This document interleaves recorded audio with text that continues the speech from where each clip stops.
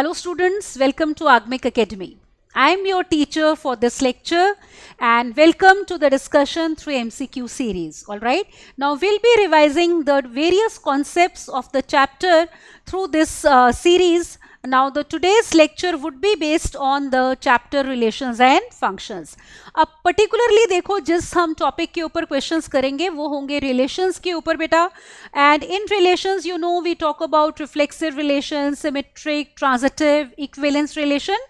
तो इन सारे कॉन्सेप्ट्स के ऊपर will be discussing some previous year questions also. Alright, तो स्टार्ट करते हैं. But before we start don't forget to subscribe to our channel बेटा and hit the bell icon so that you keep getting information on the latest upcoming videos. It will help you to revise the chapter thoroughly. Is it all right? So let's begin without any delay. So please look at the first question on your screen. Now let us look at question number 1. So first question, as you can see, is if A is the set containing elements 2, 3 up till 30 and this symbol indicates an equivalence relation on A cross A and it is defined by that an ordered pair is related to another ordered pair CD if and only if AD is equal to BC. तो question क्या है देखो, the number of ordered pairs we have to find out which satisfy this equivalence relation with the ordered pair 4, 3. मतलब 4, 3 ordered pair के साथ कौन से और ऑर्डर्ड पेयर्स रिलेटेड होंगे जो इस रिलेशन को सैटिस्फाई करते हैं. तो let us look at the solution. सबसे पहले हम देखते हैं we are given set A to be equal to 2, 3, 4, 5 up till कितना 30 बेटा. तो सेट ए में हमारे पास 30 एलिमेंट्स हैं and now let us write the relation. What is the relation? We are given that an ordered pair AB is related to CD. Condition is if and only if AD is equal to BC. देखो यही और आपको relation दिया है AD is equal to BC. तो हमें बताना है 4, 3 से बेटा कौन कौन से ऑर्डर्ड पेयर्स कनेक्टेड होंगे. तो अब हम एक काम करते हैं, AB को ले लेते हैं 4, 3. तो ये रिलेट हो रहा है अगर C और D से. तो देखो कब होगा, क्या कंडीशन आएगी, A into D means 4 into D is equal to B into C का मतलब हो गया 3 into C. तो इस कंडीशन से देखो हमें निकालना है D और C. Now this can be written as that C upon 4 is equal to D upon 3. मान लो ये किसी नंबर बेटा K के इक्वल है सपोज. ऑलराइट, और देखो C और D दोनों ही हमारे सेट A को बिलोंग करने चाहिए. That means they should lie from 2 to 30. अब हम K की वैल्यूज लेते हैं और देखते हैं कौन कौन से नंबर्स हैं बेटा या कौन कौन सी वैल्यूज हैं C और D की जो A को बिलोंग करती है and accordingly we will get ordered pair CD. तो सबसे पहले let me take value of K to be 1. Is it okay? तो आपके पास C की वैल्यू आ जाएगी. यहां पे पहले चाहे तो हम C की वैल्यू लिख भी लेते हैं. देखो we are getting C to be equal to 4K और D की वैल्यू कितनी है 3K. तो यहां से we can obtain C and D. Now look here. Suppose I take K to be 1. तो आपके पास ऑर्डर्ड पेयर देखो क्या आ जाएगा बेटा 4, 3. C will be 4, D will be 3. If you take K as 2, ordered pair will be 4 2s are 8, 3 2s are 6. Alright, so we are forming these ordered pairs C, D. Now if you take K as 3, ordered pair will be 12, 3 3s are 9. Let us take K as 4, so we have ordered pair 16, 12. Got it? इसी तरह आगे लो, आपको वो वाली सारी values लेनी है बेटा जो सेट A को हमारे बिलोंग करती हैं. Alright, let me take K as 5. Let me write over here. K को अगर 5 लेते हैं देखो तो ऑर्डर्ड पेयर क्या बनेगा, 5 4s are 20 and 5 3s are 15. If you take K as 6, ordered pair will be 24, 6 3s are 18 बेटा. ये ऑर्डर्ड पेयर आ गया. K को देखो अगर हम 7 लेते हैं तो ordered pair is 7 4s are 28 and 7 3s are 21. If you take K as 8, ordered pair आपका आ जाएगा 32, 8 3s are 24. अब आप नोटिस करो ये जो 32 है बेटा ये सेट A को बिलोंग नहीं करता. C और D दोनों ही हमारे सेट A को बिलोंग करने चाहिए. सेट A में हम कहां तक जा रहे हैं, 30 तक जा रहे हैं. तो this case will be rejected. तो इसका मतलब K 1 से लेकर 7 तक अगर हम लेते हैं तो how many ordered pairs we are getting? We are getting 7 ordered pairs. Is it all right? So this is going to be the solution. तो देखो चेक करते हैं which option is correct. So as you can see on your screen बेटा we have यहाँ पे D option में 7 आ रहा है, तो that means correct option will be D. Is it okay? Let's move on to the next question now. So look at question number 2 on your screen. तो question number 2 हमारा ये है कि R is a relation containing ordered pairs x y, x और y integers हैं and x square plus 3y square is less than equal to 8. तो अगर ये रिलेशन है on the set of integers means x and y both are integers, then we have to find the domain of R inverse. And you can see this question is from JEE Mains 2020. तो देखो इसका solution करते हैं. सबसे पहले तो let us write the relation which is given to us. We are given relation xy, all right, which satisfies this condition. क्या condition है कि x square plus 3y square is less than or equal to 8. ये रिलेशन है और आपको दिया है relation is on set of integers, मतलब x and y both are integers. तो देखते हैं, पहले तो रिलेशन R निकालेंगे बेटा, then we can find domain of R inverse. Alright, अब नोटिस करो जैसे हमारे पास वो वैल्यूज चाहिए जो इस इनइक्वालिटी को सेटिस्फाई करती हैं x की और y की. फॉर एग्जाम्पल अगर हम पहले y स्क्वायर को देखो 0 ले लें तो इनइक्वालिटी बन गई x square is less than और इक्वल टू 8. अब देखो x स्क्वायर परफेक्ट स्क्वायर है इंटीजर का, तो x स्क्वायर क्या क्या वैल्यूज ले सकता है, 0, 1 या 4. 8 से छोटे यही परफेक्ट स्क्वायर्स होते हैं. तो that means we are getting y square 0 का मतलब हो गया बेटा y 0 है, y is equal to 0 and we have x equal to 0. x square 1 है तो x will take values 1 minus 1, x square is 4 तो x will take values 2, minus 2. Is it okay? Second case लेते हैं. For example we take now y square as 1, तो y square 1 हो सकता है. अब आप इस इनइक्वालिटी में अगर पुट करते हो तो we are getting x square plus 3 is less than और equal to 8. That means we have x square is less than और इक्वल टू 5. ठीक है, अब फिर से परफेक्ट स्क्वायर कौन कौन से होंगे 5 से छोटे बेटा, x square can take value 0, 1 और 4.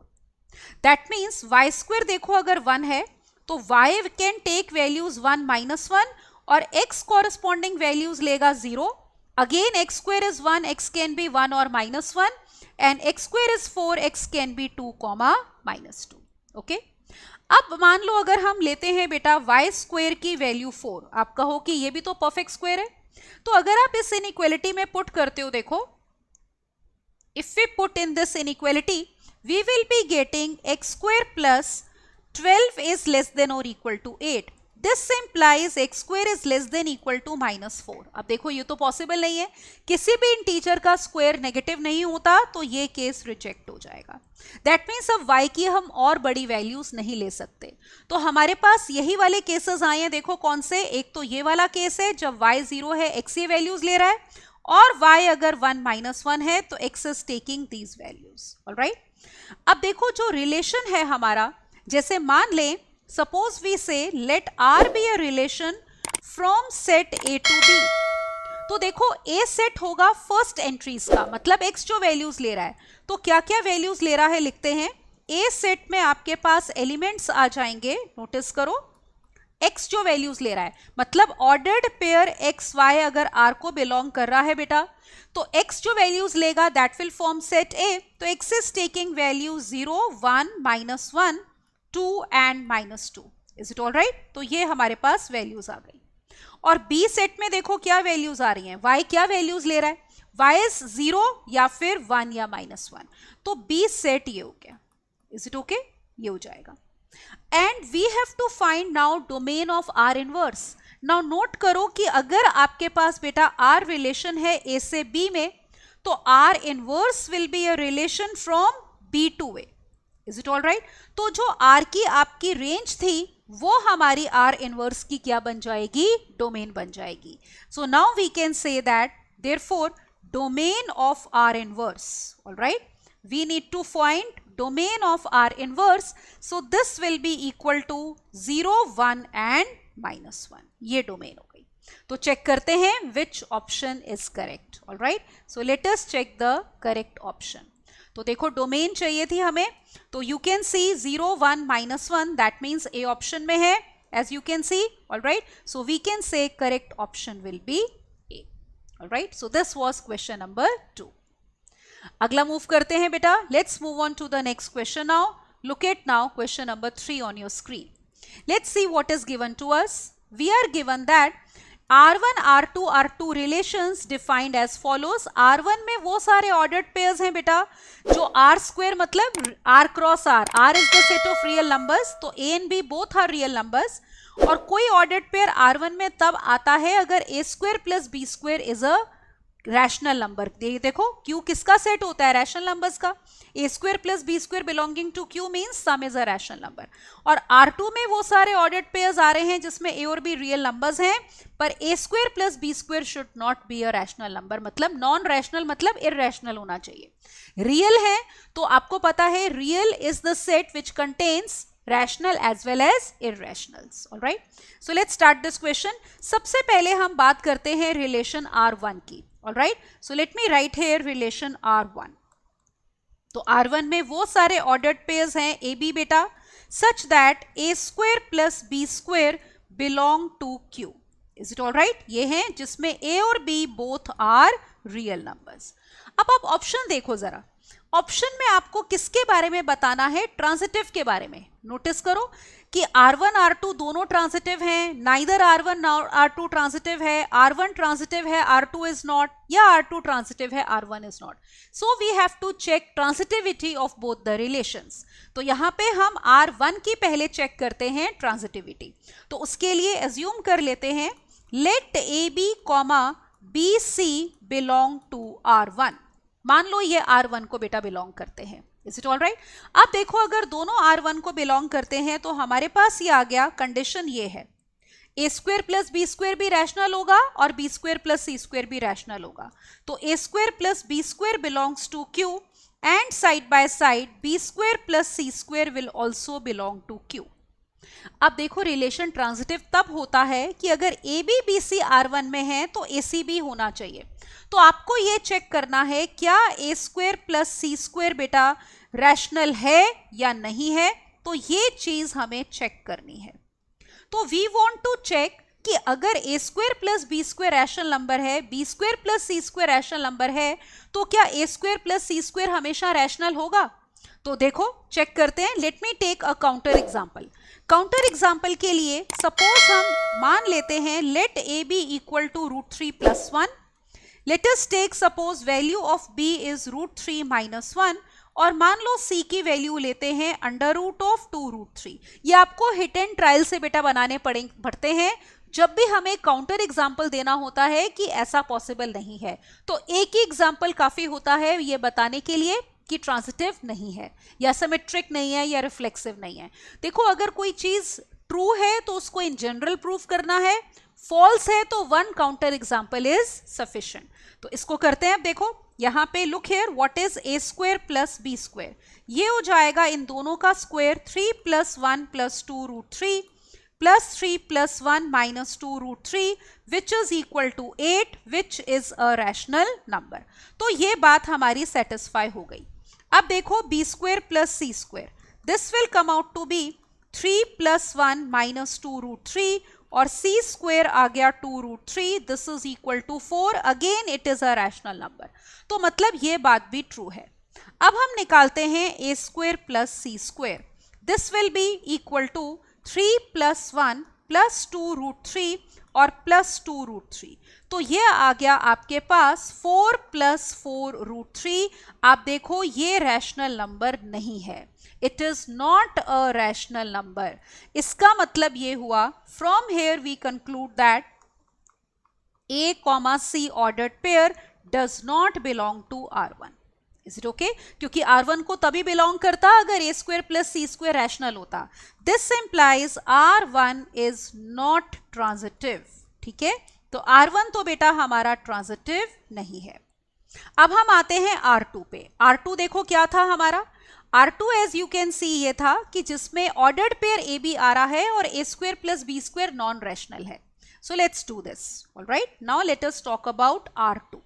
तो यहाँ पे देखो R2 रिलेशन आपको दिया है, इसमें वो सारे ऑर्डर्ड पेयर्स ए बी आएंगे such that A square plus B square is not belonging to Q.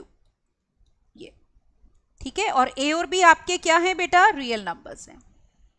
अब देखो ट्रांजिटिव चेक करना है तो एज्यूम कर लेते हैं let A B, B C belong to R2। ठीक है, मान लो ये R2 को बिलोंग करते हैं, तो हम शो करेंगे कि AC करता है या नहीं करता। अब देखो, अगर AB BC R2 को बिलोंग करता है तो that implies that, this implies that, देखो क्या, कि A square plus B square does not belong to Q and we have B square plus C square does not belong to Q। तो आपको ये चेक करना है, क्या A square plus C square भी Q को नहीं बिलोंग करता या करता है। तो ये बात हमने चेक करनी है। अगर वो भी नहीं करता तो AC बेटा R2 को बिलोंग करेगा, तो R2 ट्रांजिटिव हो जाएगा। ठीक है, तो यहां पे भी देखो, we will take one counter example. तो क्या लेंगे, ऑब्जर्व करो। Let me take, suppose counter example लेने के लिए एक ही वैल्यू लेते हैं, suppose √3 - 1। Let us take b to be equal to √3 and c we can take as √3। इसको चाहे प्लस ले लो, इसको माइनस ले सकते हैं। ठीक है, अब चेक करते हैं। अगेन हिट एंड ट्रायल से बेटा you have to form these counter examples. तो let us obtain now a square plus b square. Observe करो कितना आ गया, इट विल बी 3 + 1 + 2 √3 और प्लस √3। तो ये हो गया आपका 4 + 3 √3 which is definitely not a rational number. That means ये कंडीशन आपकी सेटिस्फाई हो गई। ऑलराइट, अब लो b square plus c square, this is equal to 3 + 3 + 1 - 2 √3। Is it alright, ये हो जाएगा। अब यहां पे देखो, this will be equal to how much, 3 plus, यहाँ पे एक second, a square plus b square, ठीक है ना, ये तो यही आ रहा था। b स्क्वायर में यहाँ पे 3 है बेटा, just a moment. b square में ये वाली टर्म जो हम ले रहे थे, ये आपकी, let me make this correction over here. हाँ जी, तो a स्क्वायर तो ये आ गया 2 √3, b स्क्वायर बेटा 3 था, तो ये आ रहा है 7 + 2 √3 विच इज नॉट रैशनल। अब हम b square plus C square निकाल रहे हैं, b स्क्वायर 3 हो गया, c स्क्वायर इज 3 + 1 - 2 √3, तो this is 7 - 2 √3 which is non rational. That means this condition is also satisfied. अब चेक करते हैं a square plus C square. Look here, a square is 3 + 1 + 2 √3, c square is 3 + 1 - 2 √3। तो ये आपके पास 8 आ गया बेटा, जो कि एक रैशनल नंबर है। तो हमें क्या चाहिए, does not belong to Q होता तो ही AC R2 को बिलोंग करता, क्योंकि कंडीशन ये है कि sum of square should be non rational. जबकि यहां पे रैशनल आ गया है, तो we will say this implies AC does not belong to R2। तो इसका मतलब R2 इज नॉट ट्रांजिटिव। ठीक है ना, तो R2 भी क्या हो गया बेटा, नॉट ट्रांजिटिव। ठीक है, तो दोनों रिलेशंस हमारे R1 R2 are not transitive. Let us check which option is correct. तो अब यहां पे देखो, आप स्क्रीन पे क्वेश्चन में हमें ये क्वेश्चन पूरा है आपका, तो आप देख सकते हो neither R1 nor R2 is transitive, that means here B option will be correct. तो ये वाली ऑप्शन करेक्ट आएगी। ठीक है, let's move on to the next question now. अब देखो आप question number 4। Let's see what is fourth question. We are given that is this set 1 2 3, तो number of relations बताने हैं containing 1 2 and 1 3 which are reflexive and symmetric but not transitive। ठीक है, वो reflexive symmetric होने चाहिए, transitive नहीं होने चाहिए। तो start करते हैं। देखो, first of all let us write set A, it has elements 1 2 and 3। Is it all right? तो जो relation लेना है वो हमें लेना है A से A में बेटा, that means it should be a subset of A cross A। A cross A में आपको पता है ऑर्डर्ड पेयर्स आएंगे 1 1 1 2 1 3 2 1 2 2 2 3 3 1 3 2 एंड 3 3। अब हमें, आपको पता है हर सबसेट जो A क्रॉस A का है बेटा वो रिलेशन होता है, लेकिन हमें वो रिलेशन चाहिए जो इन दोनों एलिमेंट्स को कंटेन करे, रिफ्लेक्सिव सिमेट्रिक हो पर ट्रांजिटिव ना हो। तो let us try to find all such relations. अब यहाँ पे देखो, सबसे पहले तो हमें रिलेशन क्या चाहिए बेटा, रिफ्लेक्सिव चाहिए। रिफ्लेक्सिव तब होता है जैसे R में 3 एलिमेंट्स हैं 1 2 3, तीनों खुद से रिलेट होके आने चाहिए। तो वी शुड हैव 1 1 2 2 एंड 3 3, ये हमारे पास होना चाहिए। ऑलराइट, फिर आपको कहा है रिलेशन में 1 2 1 3 चाहिए, तो 1 2 ले लेते हैं और 1 3 ले लेते हैं। अब देखो सिमेट्रिक चाहिए हमें रिलेशन, तो 1 2 का रिवर्स 2 1 शुड बी देयर, क्योंकि रिलेशन सिमेट्रिक कब होता है, whenever ordered pair AB is present then BA should also be present, alright. So if you have 1 2 we should have 2 1. फिर अगर 1 3 है तो हमारे पास 3 1 भी होना चाहिए. अब देखते हैं, देखो ये रिलेशन हमारा रिफ्लेक्सिव हो गया. Why? Because we have 1 1 2 2 and 3 3. This relation is symmetric. ये रिलेशन हमारा सिमेट्रिक भी हो गया. क्यों? क्योंकि 1 1 का रिवर्स खुद ही है, 2 2 का रिवर्स खुद ही है, 1 2 का रिवर्स 2 1 है, 1 3 का 3 1 है. तो this relation is symmetric. Now is this relation transitive और नॉट? लुक हियर, जैसे आप नोटिस करो यहाँ पे हमारे पास 2 1 और 1 3 बेटा दोनों आर को बिलोंग कर रहे हैं. यहां पे देखो this is 2 1 and this is 1 3. Is it okay? तो हमारे पास ट्रांजिटिव रिलेशन क्या होता है बेटा, कि अगर AB, BC belongs to R then we must have क्या होना चाहिए, AC should also belong to R. AC भी R को बिलोंग करे. अब यहां पे ऑर्डर्ड पेयर 2 3 आप देखो R में नहीं है, R does not contain. तो 2 3 does not belong to R. इसका मतलब ये रिलेशन हो गया not transitive.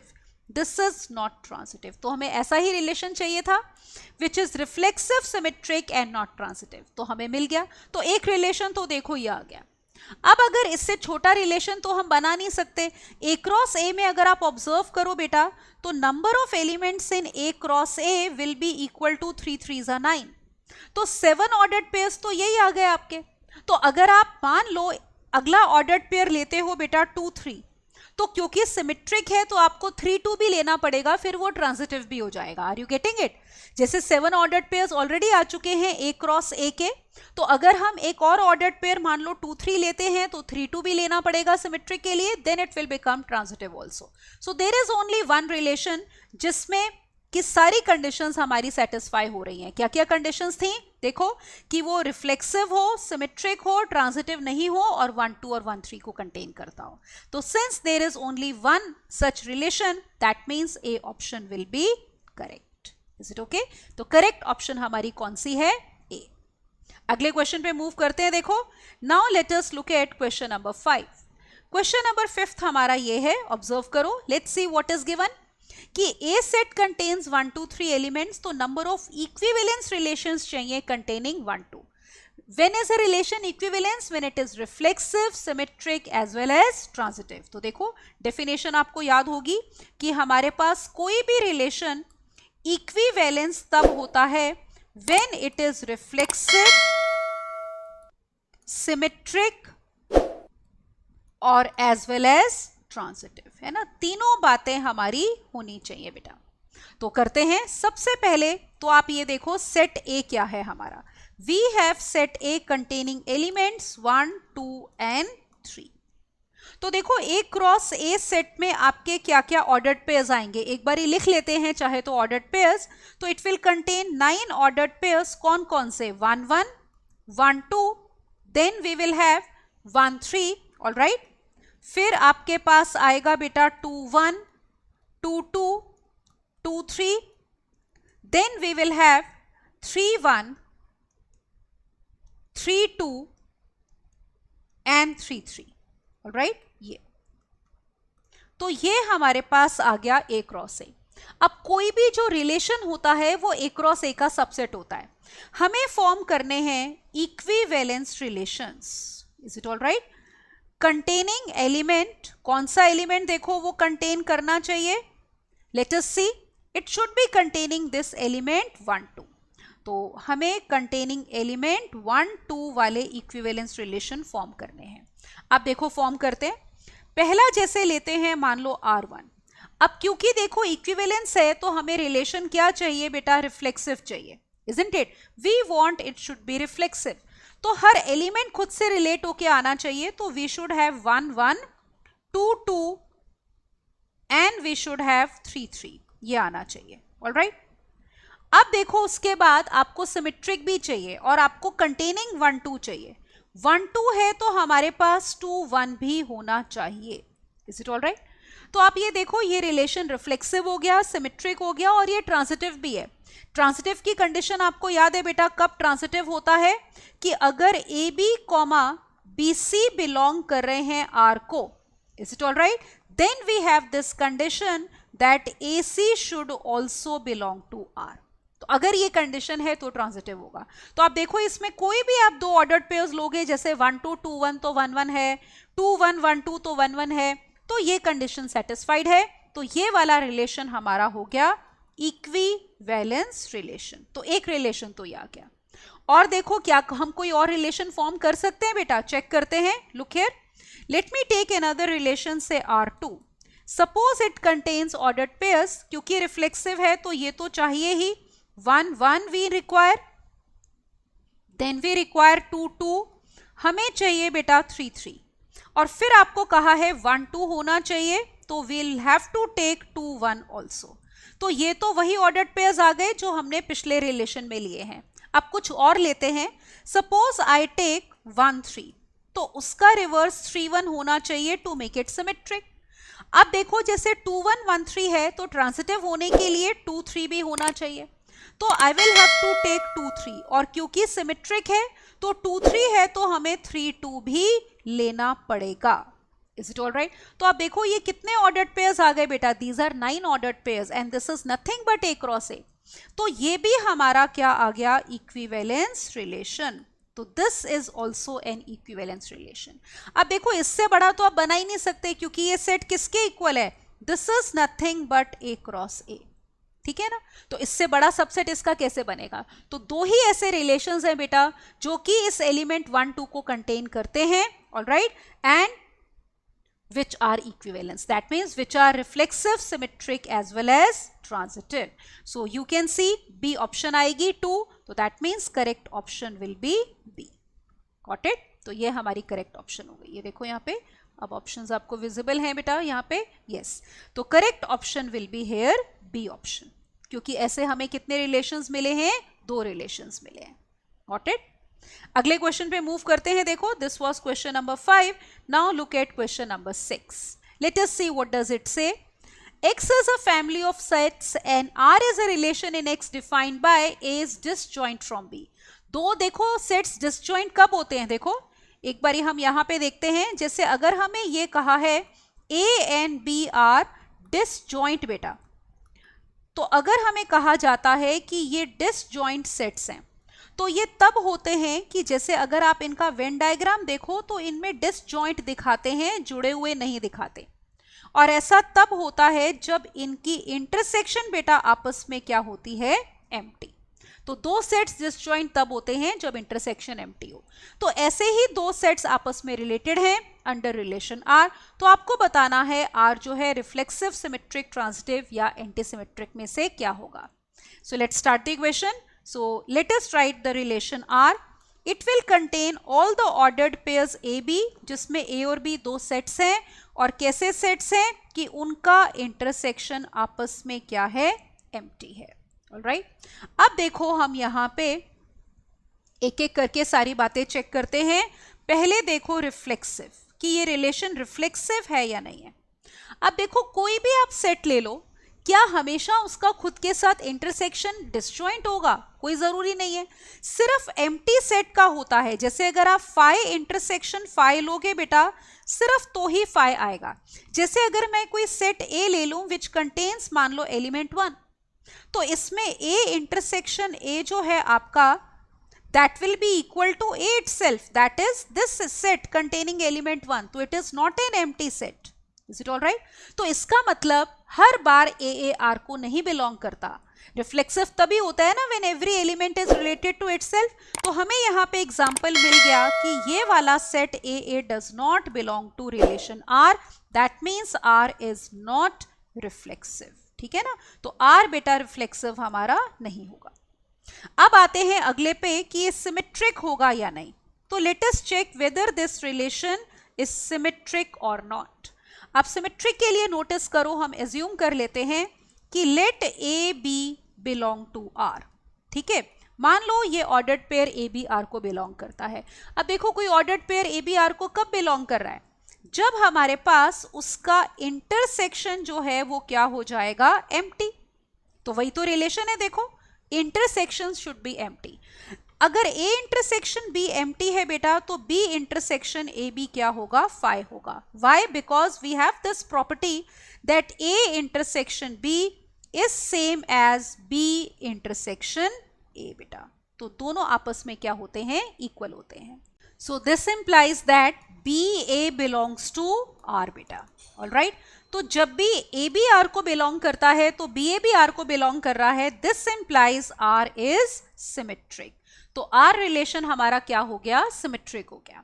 ऑलराइट, अब चेक कर लेते हैं ट्रांसिटिव है या नहीं। वैसे तो देखो आपका आंसर आ गया, अगर आपको क्वेश्चन ये एग्जाम में आता है देखो तो आपको ये देखना था रिफ्लेक्सिव तो नहीं है पर सिमेट्रिक है, that means we know that B option is correct. So if you want you can check whether it is transitive और नॉट। तो लेट मी शो यू कि अगर ट्रांसिटिविटी चेक करनी है बेटा तो कैसे करेंगे, लेट अस चेक।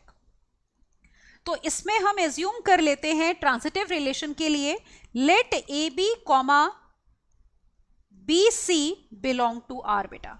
मान लो A B comma B C जो है वो रिलेशन को बिलोंग करता है।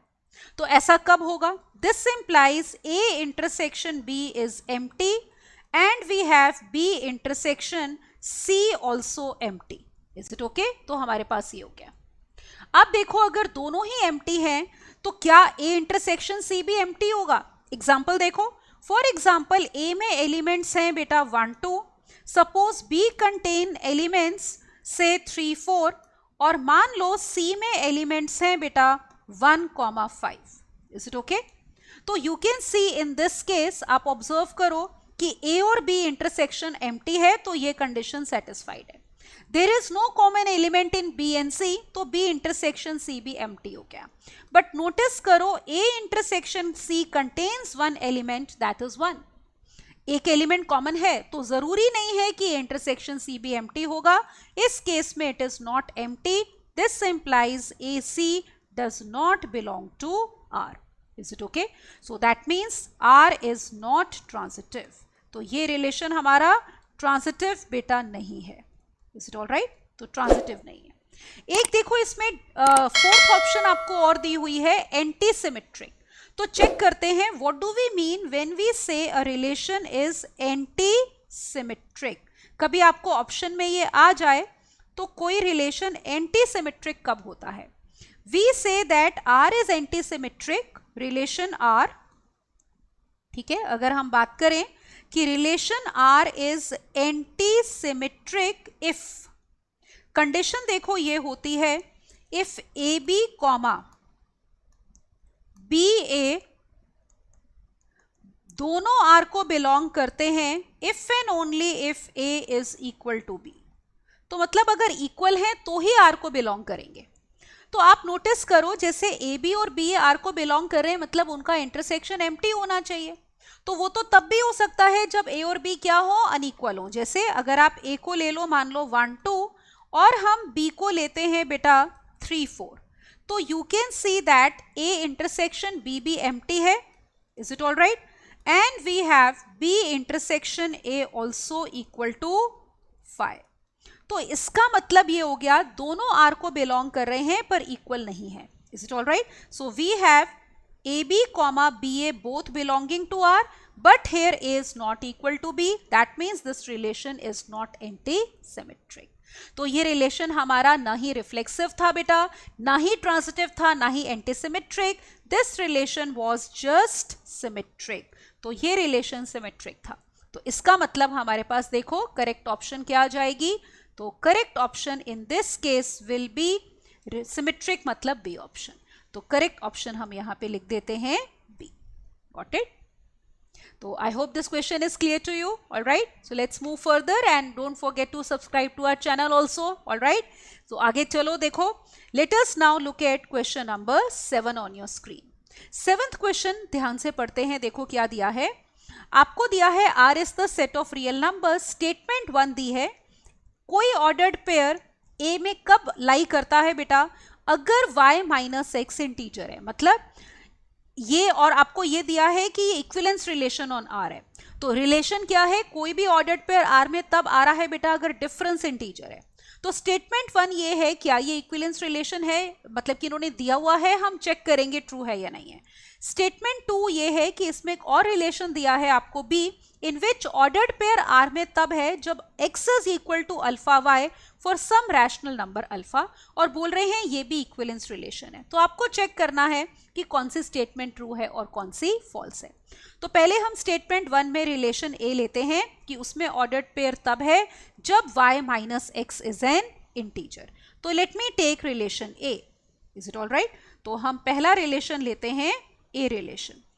तो मान लो इसको R1 कह देते हैं, चाहे हमें हैबिट है जिससे इसकी करने की। तो R1 रिलेशन में वो सारे ऑर्डर्ड पेयर्स आ रहे हैं such that y minus x is integer बेटा, ठीक है। और x और y क्या है, देखो ये रिलेशन किस में है, रियल नंबर्स में। R means real numbers, so that means we can say here that x and y are real numbers. तो आपको चेक करना है ये इक्विवेलेंस है या नहीं। तो आप सबसे पहले चेक करो, देखो अगर हम रिफ्लेक्सिव की बात करें तो आप नोटिस करो कि x माइनस एक्स जो है वो 0 होता है and it is an integer for all x belonging to real numbers. हर एक में से इंटीजर को माइनस करोगे तो यही आएगा। यहाँ पे ना एक सेकेंड, आपके पास ये इंटीजर है ना, तो x और y R be the set of real numbers, तो ठीक है। यहाँ पे देखो x और y रियल नंबर्स हैं, पर क्योंकि इंटीजर है ना y माइनस एक्स, तो x और y इंटीजर पर्टिकुलरली होने चाहिए, ऑलराइट। तो x अगर कोई रियल नंबर तो है, तो अगर रिफ्लेक्सिव तो ट्रू ही हो जाएगा। रियल नंबर में से रियल नंबर माइनस करोगे, इंटीजर है तो उसको तो कोई प्रॉब्लम ही नहीं है। दिस इंप्लाइज वी हैव कि x belongs to relation R1 for all x belonging to real numbers.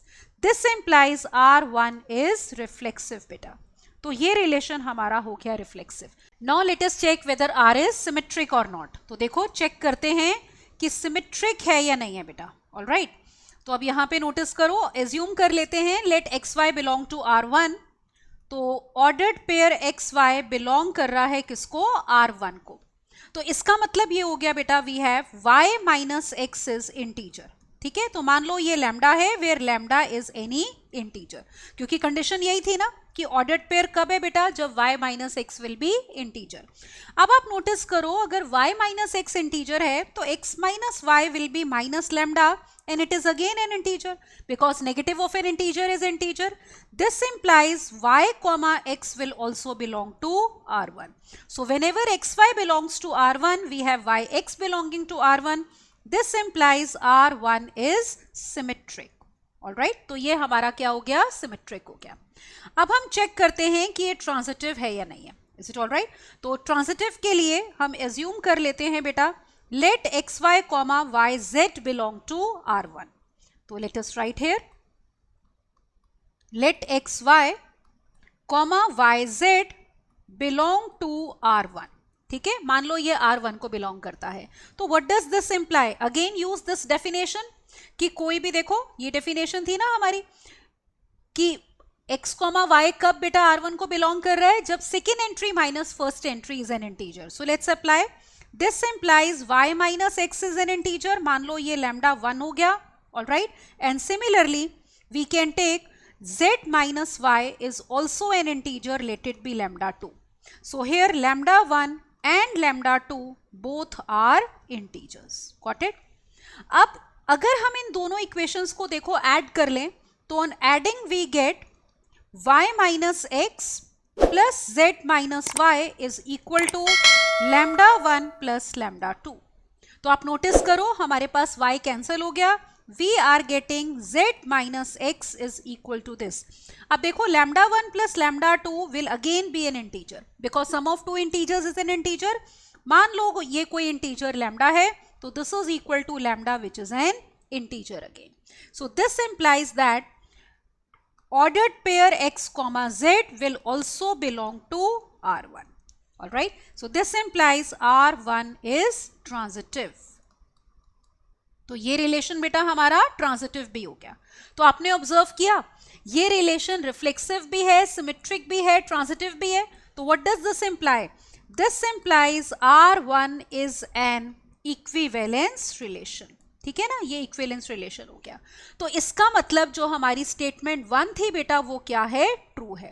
ठीक है, so this implies statement 1 is true.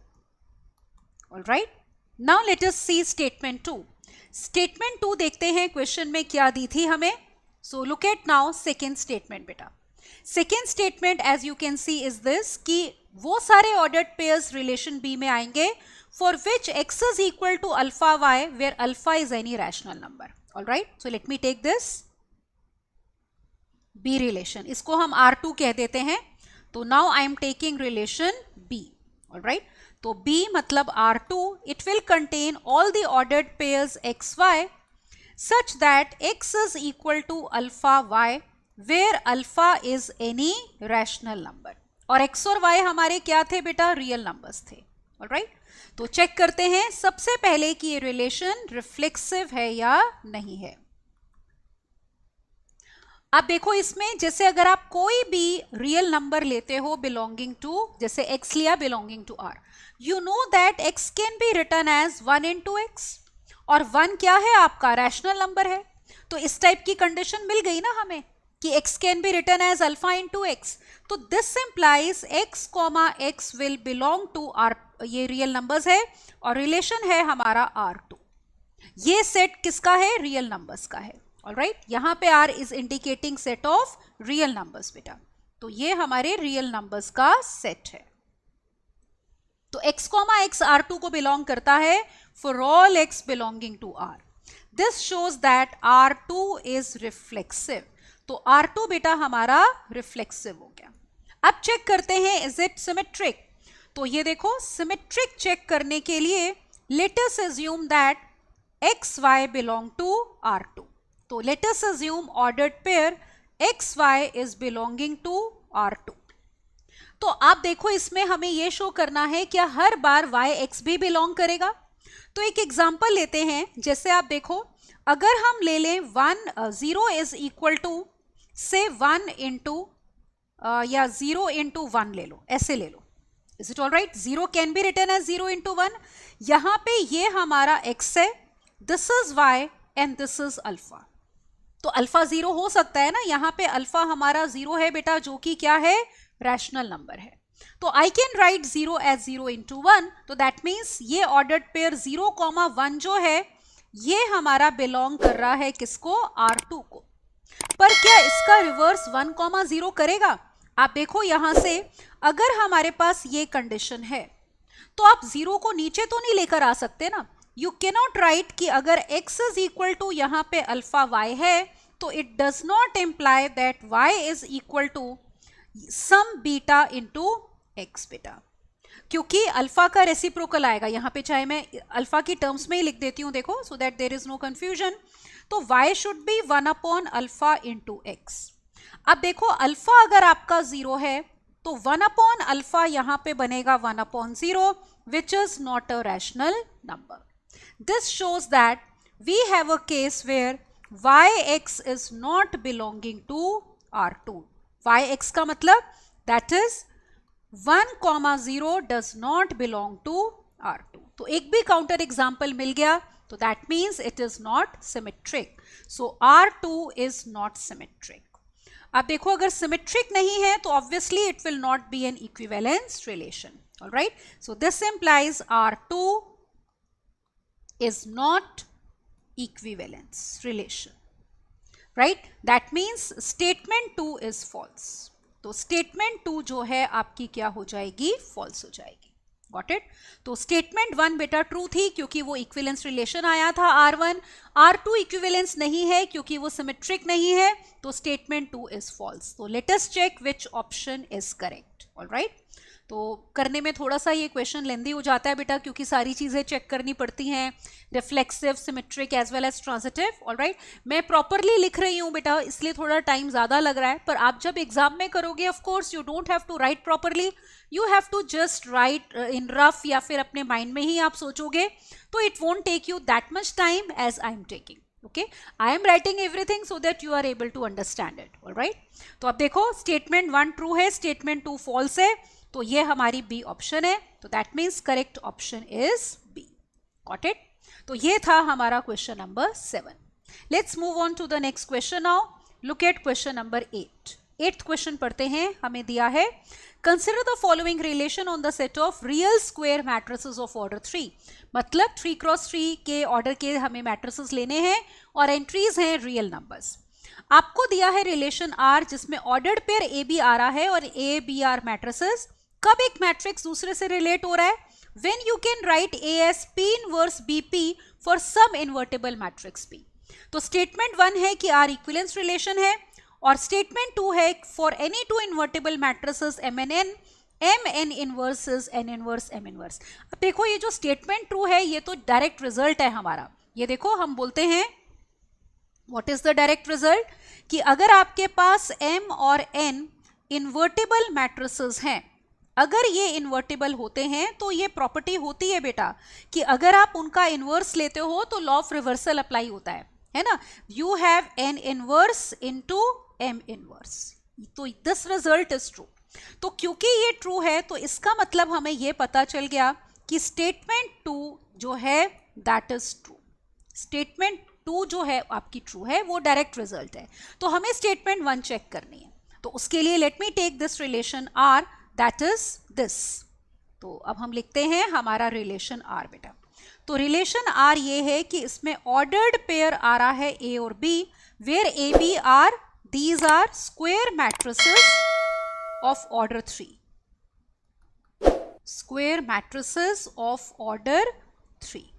Is it all right? और आपको गिवन है कि A is equal to P inverse B into P, where P is any invertible matrix. P is some invertible matrix. Invertible मतलब बेटा जिसका inverse exist करता है, ठीक है ना, क्योंकि यहाँ पे देखो P इनवर्स की बात कर रहे हैं वो, तो that is where they are saying P is some invertible matrix.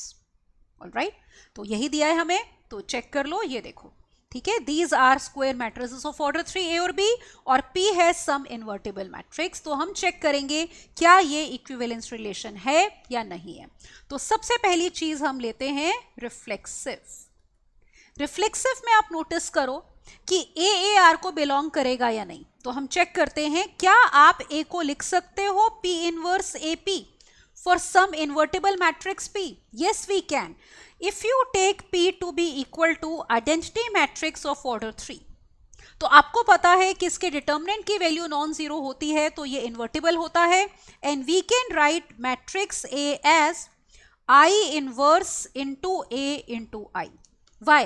Because देखो एक तो I का inverse is same as I, identity matrix का इनवर्स उसके खुद के इक्वल होता है, और दूसरा ये कि किसी भी मैट्रिक्स को आइडेंटिटी मैट्रिक्स से अगर हम मल्टीप्लाई करते हैं we get matrix itself. So that means this is true. So इसका मतलब ये हो गया कि A comma A will belong to relation R for all square matrices A। Alright, तो this implies R is reflexive. तो R will be reflexive. Check करते हैं यहां पे कि सिमेट्रिक है या नहीं है। तो अब हम लेते हैं कि ये रिलेशन सिमेट्रिक होगा बेटा या नहीं होगा। Is it all right? अब सिमेट्रिक के लिए देखो एज्यूम कर लो कि let ordered pair A B belong to R. इसका मतलब ये हो गया कि ए को लिख सकते हैं P inverse B into P, where P is some invertible matrix. Is it all right? P हमारा कोई भी इन्वर्टिबल मैट्रिक्स है। Is it okay? अब यहां पे देखो हमने ये शो करना है कि अगर ए बी आर को बिलोंग करता है तो क्या बी ए बी करेगा हमेशा। ऑब्जर्व करो यहां से बी निकालेंगे कैसे, उसके लिए P इनवर्स ऑफ P हटाना है। तो यहां पे पहले P से मल्टीप्लाई करो बाद में P इनवर्स से। तो देखो ये A के बदले में we are going to write this, A matrix इसके इक्वल है, रिप्लेस करो, it is P inverse B P और into P inverse. Now apply associative property matrices में P P इनवर्स इकट्ठा कर देते हैं बेटा हम। यहां पे ये आ जाएगा B और ये हो गया P इंटू P इनवर्स। अब वी नो दैट किसी भी मैट्रिक्स को उसके इनवर्स से मल्टीप्लाई करो वी गेट आइडेंटिटी मैट्रिक्स। तो this is equal to I into B into I। और किसी भी मैट्रिक्स को आइडेंटिटी मैट्रिक्स से मल्टीप्लाई करो हमें क्या मिलता है B। So that means we are getting, what are we getting? That B is equal to P A P inverse. पर देखो हमें फॉर्म ये वाली चाहिए जिसमें पहले किसी मैट्रिक्स का इनवर्स है, ठीक है, फिर बी है जैसे, फिर पी है। तो यहां पे एक काम करते हैं हम, we can assume let P B equal to Q inverse. तो P इनवर्स कितना हो जाएगा, देखो Q इनवर्स का inverse which is equal to Q itself. Is it all right? तो यहां पे किसके इक्वल हो जाएगा, ये Q के इक्वल हो जाएगा। तो that means B can be written as Q inverse A into Q। तो यही फॉर्म चाहिए ना, यही तो कंडीशन थी किसी भी ऑर्डर्ड पेयर ए बी को बिलोंग करने के लिए आर को। तो this implies that B A belongs to R. Is it all right? ये तो हमने शो कर दिया। देखो क्या शो किया है, ऑब्जर्व करो कि whenever A B belongs to R we have shown that B A belongs to R. This implies R is symmetric. तो आर रिलेशन हमारा हो गया सिमेट्रिक। अब हम चेक करते हैं वेदर इट इज ट्रांजिटिव और नॉट। ठीक है, तो देखो आते हैं किस पे, ट्रांजिटिव पे। रिलेशन ट्रांजिटिव होगा या नहीं। ट्रांजिटिव के लिए हम एज्यूम कर लेते हैं let A B comma B C belong to R. ठीक है, मान लो A B comma B C R को बिलोंग करता है। अब देखो इसका मतलब क्या हुआ, A can be written as P inverse B P for some invertible matrix P. P is some invertible matrix. Is it all right? ये हमें दिया हुआ है और साथ ही साथ हमारे पास BC भी R को बिलोंग कर रहा है। तो B को लिख सकते हो से Q inverse CQ where Q is again some invertible matrix. Is it all right? अब हमें ये देखना है क्या AC R को बिलोंग करता है। अगर करेगा तो ये रिलेशन ट्रांजिटिव हो जाएगा, वरना नहीं होगा। तो उसके लिए what we can do is look here, यहां से ये B की वैल्यू इधर हम पुट करेंगे। ठीक है, B इसके इक्वल है तो let us put it over here. So we can write A as, क्योंकि B को एलिमिनेट करना है ना, आपको रिलेशन किस में चाहिए, A और C में चाहिए। So we have to eliminate B। तो let us do that. We have P inverse Q inverse CQ into P. Is it okay? So this is equal to now associative property देखो, P inverse Q inverse into C और into Q into P। अब हम एक काम करते हैं, मान लो यहां पे एज्यूम कर लेते हैं बेटा, मान लो कोई मैट्रिक्स S है which is equal to Q into P। तो देखो S इनवर्स क्या हो जाएगा, Q into P का इनवर्स। तो यहां पे लॉ ऑफ रिवर्सल अप्लाई होता है ना, प्रोडक्ट में इनवर्स लेते हैं, it is P inverse into Q inverse. तो देखो अगर हम QP को S मान रहे हैं तो P इनवर्स Q इनवर्स क्या होगा, S inverse. So this implies A can be written as S inverse into C into S। तो यही फॉर्म चाहिए होती है, क्योंकि देखो कोई भी ऑर्डर्ड पेयर R में कब था, जब ये वाली फॉर्म थी आपकी कि A can be written as P inverse BP for some invertible matrix P। तो यहां पे S is some invertible matrix. Is it all right? तो ये हो जाएगा बेटा।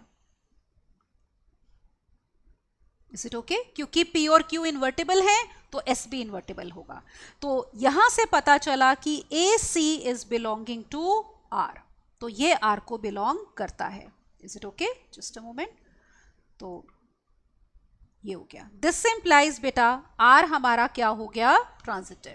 सो this implies R is transitive. तो let us write here, so R is coming out to be transitive.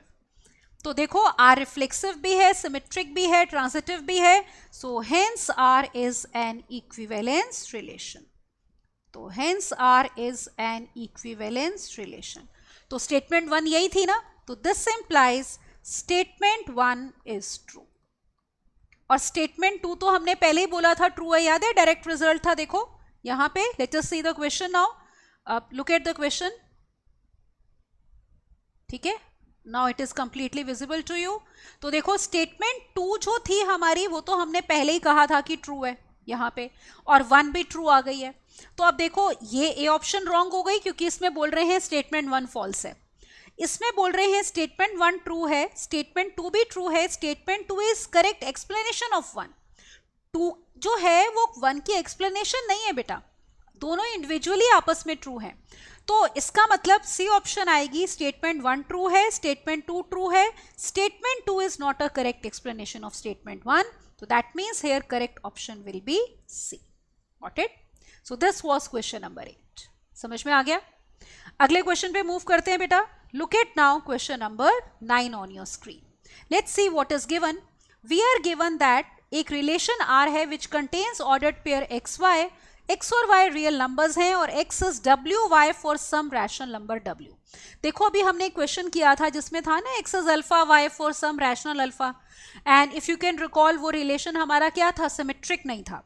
तो यहाँ पे जैसे ये बोल रहे हैं R is an equivalence relation, ये बात रॉन्ग हो जाएगी. तो ये हम डायरेक्टली लिख देते हैं because we have already done in one of the questions that R is not symmetric. This we have already seen.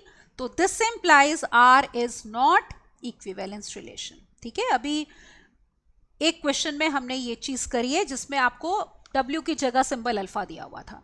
तो R इक्विवेलेंस नहीं है, ये हम ऑलरेडी कर चुके हैं. हम S पे आते हैं जिसमें आपको दिया है it contains ordered pair Mn PQ, मतलब M upon N is related to P upon Q. अगर ये सारे इंटीजर्स हैं जिसमें ऑब्वियसली डिनोमिनेटर्स नॉन जीरो हैं और ये कंडीशन है QM और PN आपस में इक्वल हो, तो चेक करना है हमें कि S इक्विवेलेंस है या नहीं. तो let us check now. Alright, तो let me take now relation S. तो यहाँ पे हम रिलेशन S लिखते हैं.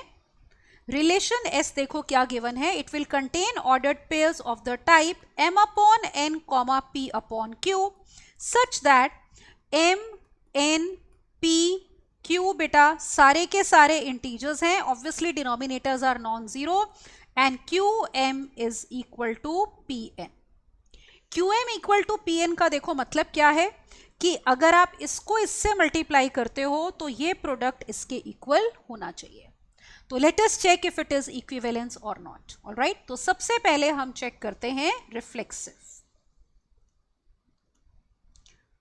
तो हम ये देखेंगे क्या Mn और कॉमा Mn रिलेटेड होंगे.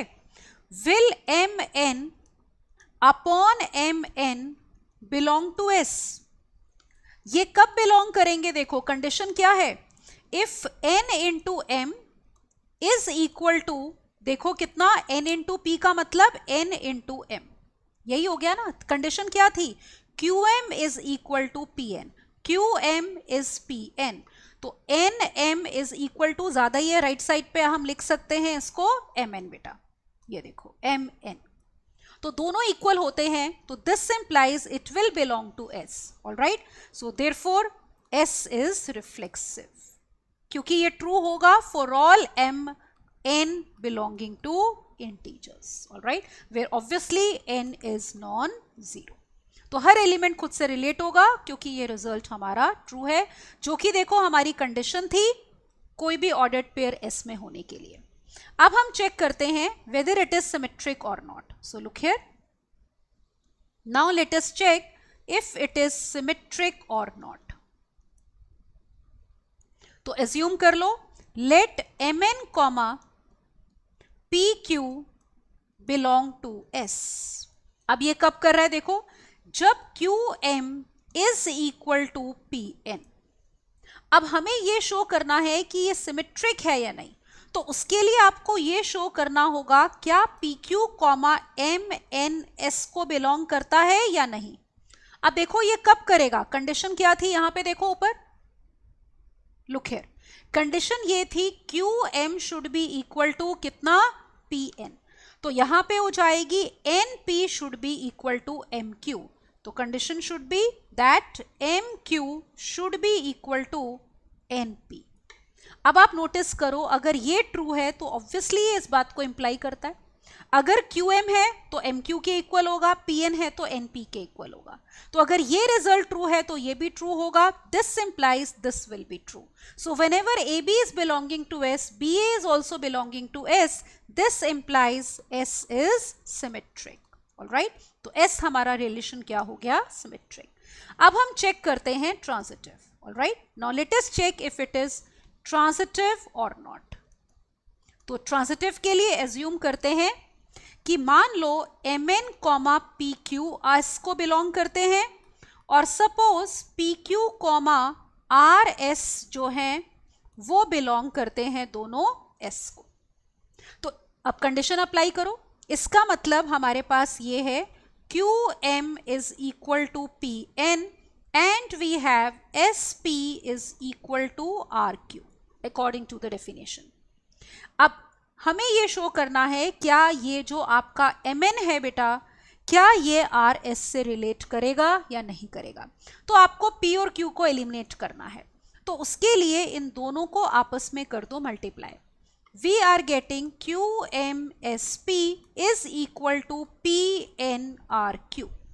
देखो क्या क्या कैंसिल हो गया, क्यू कैंसिल हो गया और पी भी कैंसिल हो गया।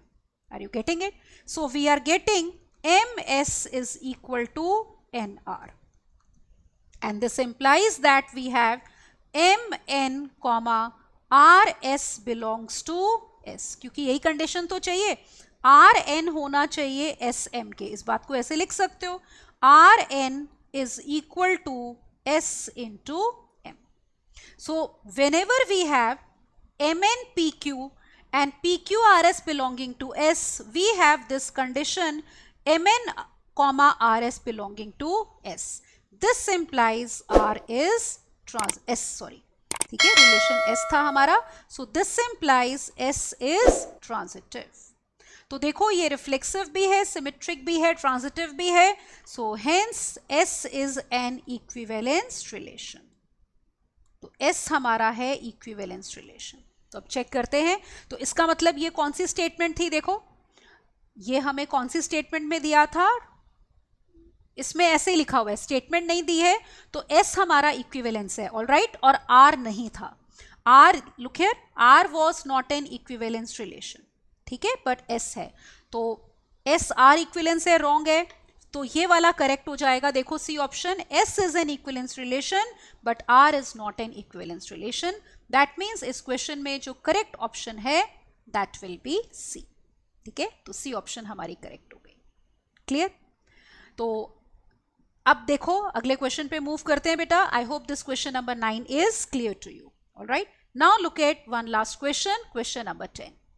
It says that n is the set of natural numbers, relation are defined है n क्रॉस n में। अब देखो इसमें एक ऑर्डर्ड पेयर दूसरे ऑर्डर्ड पेयर से रिलेट हो रहा है, कब हो रहा है, जब a प्लस डी है b प्लस सी। इसका मतलब जब आपके पास ये देखो यहाँ पे फर्स्ट और लास्ट का जो सम है वो मिडिल टू के सम के इक्वल है, तो हमारे पास रिलेशन में वो ऑर्डर्ड पेयर्स आएंगे। तो आपको बताना है आर रिफ्लेक्सिव है, सिर्फ सिमेट्रिक है, ट्रांजिटिव है, और it is an equivalence relation.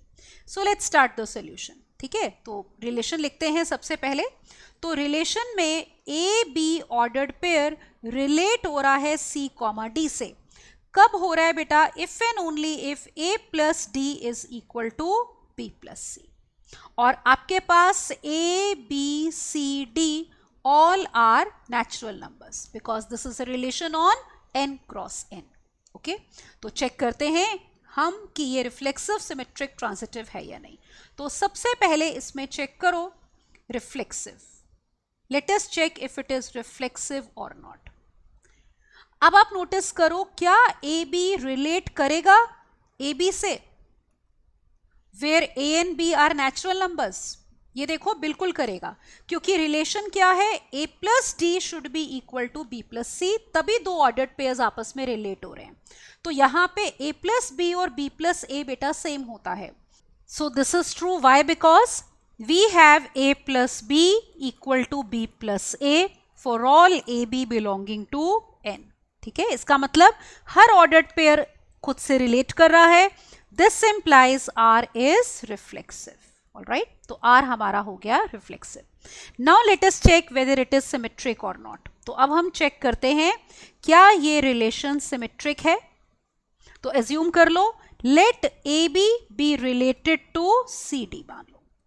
अब देखो फिर से हम कंडीशन अप्लाई करते हैं, और ABCD हमारे ऑफ कोर्स क्या है, नेचुरल नंबर्स। तो this implies we have A plus D equal to B plus C, यही कंडीशन थी। अब देखो हमें क्या शो करना है सिमेट्रिक के लिए, सिमेट्रिक तब होगा जब सी डी आपका रिलेट हो जाएगा किससे, ए बी से। वो कब होगा? जब C plus B will be D plus A. तो देखो इस बात को ऐसे लिख सकते हैं ना कि C plus B is equal to D plus A, because A plus D is same as D plus A and B plus C is same as C plus B. तो अगर ये true है तो ये भी true है, it implies this is true. So therefore R is symmetric. तो R हमारा symmetric भी होगा बेटा।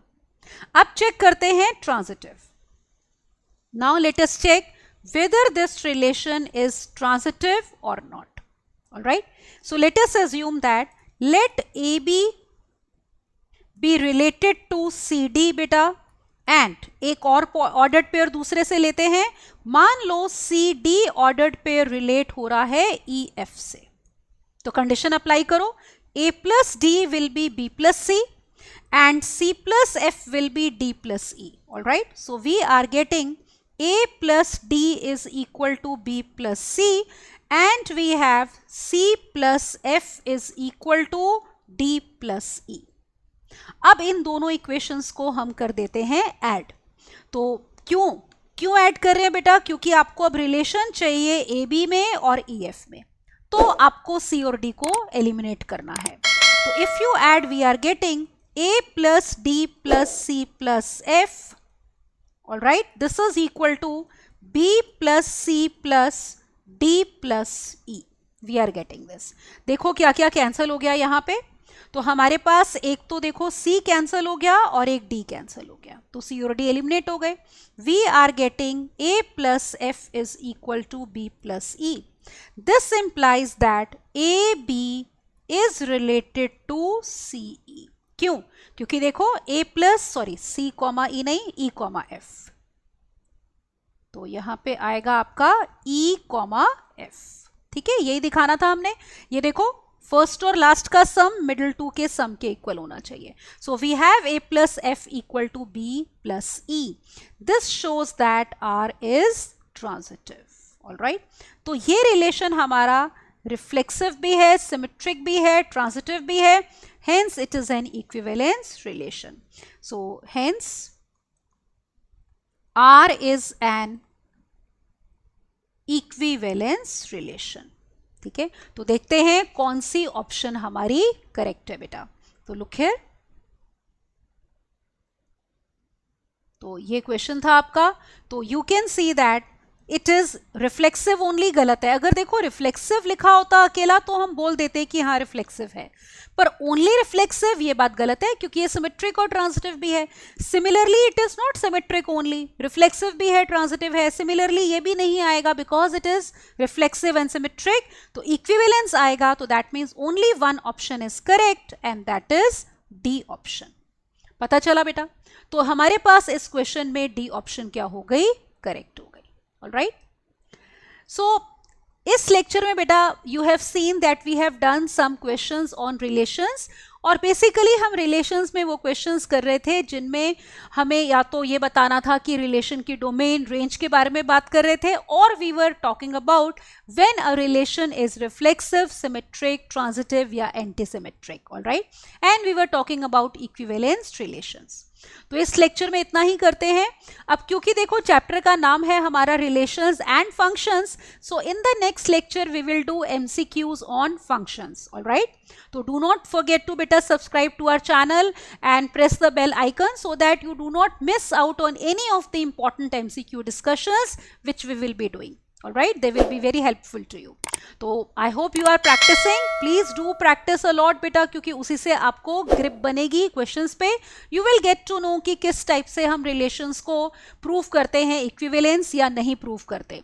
जैसे मैंने आपको बताया, प्रूव करना है तो इन जनरल करना होता है, और अगर रॉन्ग प्रूव करना होता है तो it is sufficient to give a counter example. ठीक है ना, तो एक काउंटर एग्जाम्पल दे दें तो वो सफिशिएंट होता है। All right, so I hope beta you are enjoying the benefit of our courses, right? Thank you beta and bye bye.